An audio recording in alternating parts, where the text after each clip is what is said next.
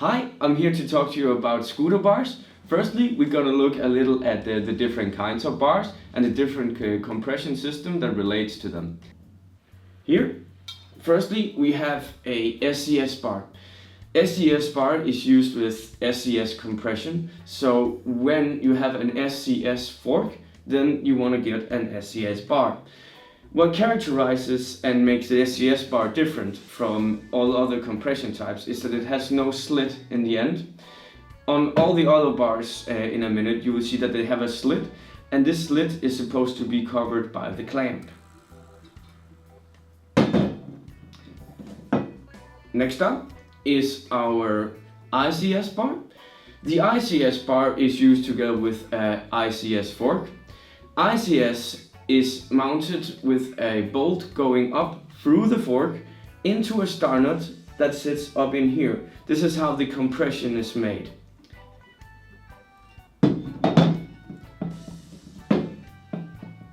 Next up, we have the HIC bar, and as you can clearly see here, we have a huge slit. So when buying a clamp for your HIC bar, you want to make sure that the slit is covered, because if you buy a clamp that's too small, it's gonna ruin the bar. If it's too big, it's gonna ruin the bar. HIC compression is used with an HIC fork, where you put a screw down into the top of the fork, as opposed to ICS, where you put it down from the bottom. Then there's a shim sitting around the fork, which expands and makes sure that the bar is kept in place. Here we have Ethics ICS-10.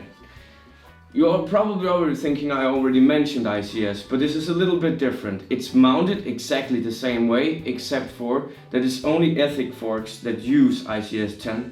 What is really different about it is that if you look up in here, you can see that the hole where the bolt is going in is a little bit bigger. So it's a bigger bolt, but basically the same as ICS.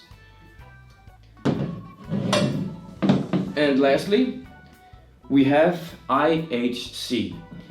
This reminds us very much of the HIC, except that the fork is a little smaller. It's basically the same system where it's top down with a shim that expands. And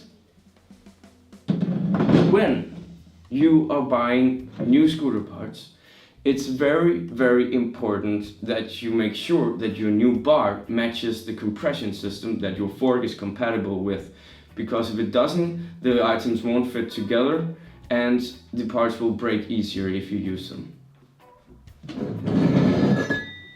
It's also very important when you choose a bar that it matches your height and your riding style. When you are choosing the height of a bar, you want to make sure that your scooter, the end of the scooter up here, when it's assembled, goes somewhere between your hip bone or just under your navel. There is a difference in the materials with the bars made. This one I have over here is made from steel. Steel is more durable but also heavier. Here we have an aluminum bar. Aluminum is lighter but not as durable. So it's very important that you take the right size and the right material for your riding style.